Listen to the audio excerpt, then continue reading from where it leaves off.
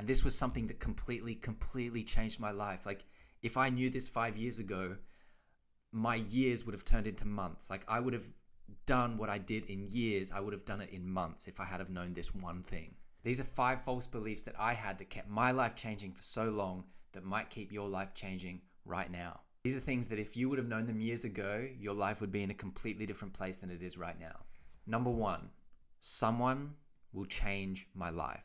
I remember thinking this all the time when I worked in a bar and when I worked at a tennis club, that one day someone was going to come and magically appear and ask me, "Are you Jack Little? Are you the one who's writing the books?" And I would say, "Yes, that's me." And then they would offer me this completely new dream life that I wanted. I truly thought that was going to happen. And I waited and nothing happened. And I looked, maybe there was someone coming. Oh, no, that's not, okay, never mind. Maybe tomorrow. It was just a bunch of waiting. But I also think that this is extremely encouraging, because it's not someone that can change your life. It's you. It starts with you. So you don't actually need anyone or anything. You just need yourself. And the great news is that you already have that. Number 2 was taking advice from people who were older than me. You come to this stage in your life when you realize that most of your beliefs and values are based on what you've learned from your parents. And as soon as you start reshaping your own beliefs, your own values, what you believe to be true, life changes for you. And taking advice from people that are older than you, I think, is a very old belief. Like, listen to your parents, listen to your elders, listen to your grandmother. They came here before you. They know a lot more than you. But I don't think that's true. I had this conversation with my grandma the other day, and my partner and I, we went to the hills and we were looking at some beautiful houses, and I was telling my grandma how beautiful they were.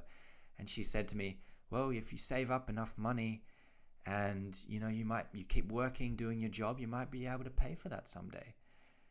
And while she's correct, but it just reinforced this idea of waiting, that I just had to wait for something to come to me or someone to come to me to change my life. Like, it wasn't a proactive thing.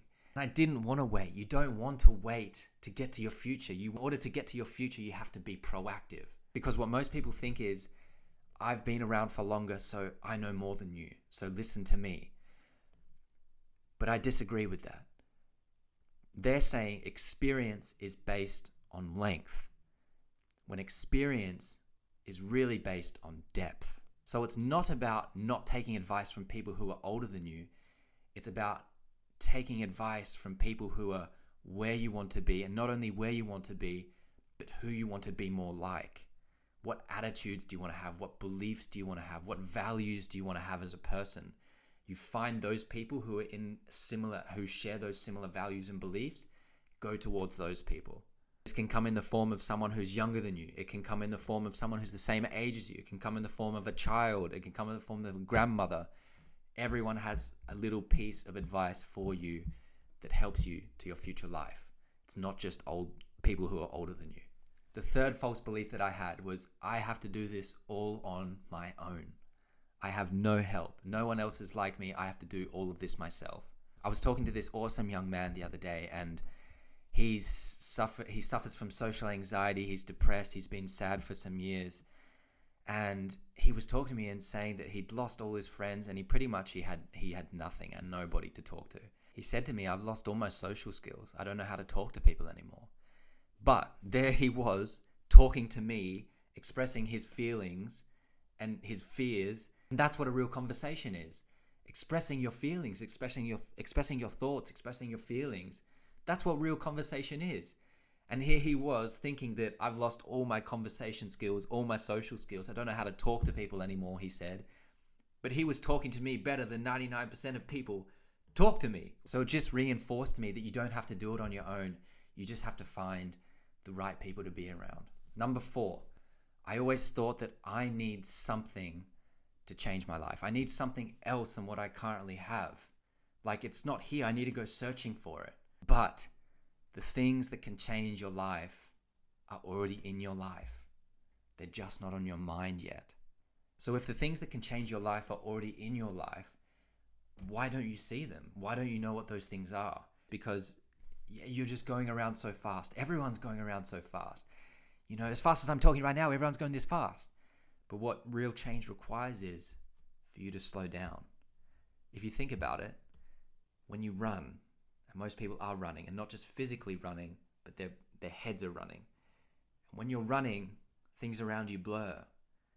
But when you start walking, when you start slowing your mind down, things become clear.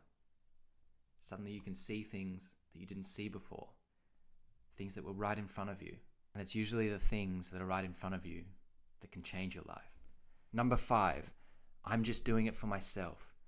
That's what I thought for a very long time. I'm just doing this for myself. But obviously we are bound by space and time. We can't go into the future. We can't go into the past. We're in the present. I mean, you can develop the ability to see around corners, but most of the time you can't see in the future or what's to come. So you don't really realize, I didn't realize when I stopped drinking, when I stopped smoking, when I stopped going to parties, when I stopped watching television, when I stopped looking at my phone so much, social media, when I stopped watching porn, when I stopped doing all of these things, that I wasn't just doing this for myself. I was doing it for the person that my daughter wanted to see every time she came home. Imagine if I was still that person. Well, I probably would. For starters, I probably wouldn't even have a daughter right now if I was still that person. But if I was still that person who was drinking, smoking, watching Netflix, YouTube, doing all this life of comfort and pleasure, imagine if my daughter would come home every single night and see that person. My life would be completely different. Her life would be completely different. There's no role model there. And I think that's something that I can only say now that I have a daughter, that I would tell my younger self is, you're not just doing this for yourself. You're doing it for your daughter, for your child. And even if you have a child, that's who you're doing it for. If you don't have a child, that's who you're going to do it for. And it's obviously something you don't realize when you don't have a child. But knowing it, having it in the back of your head that you're doing this for a reason that's bigger than you, I feel like it gives you this extra bit of energy, this extra force behind you. And I think that that's something that we can all strive for. Okay, the bonus false belief.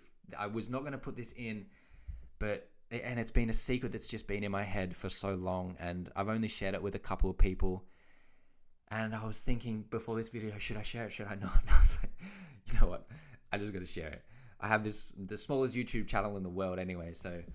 And this was something that completely changed my life. Like, if I knew this 5 years ago, my years would have turned into months. Like, I would have done what I did in years. I would have done it in months if I had have known this one thing.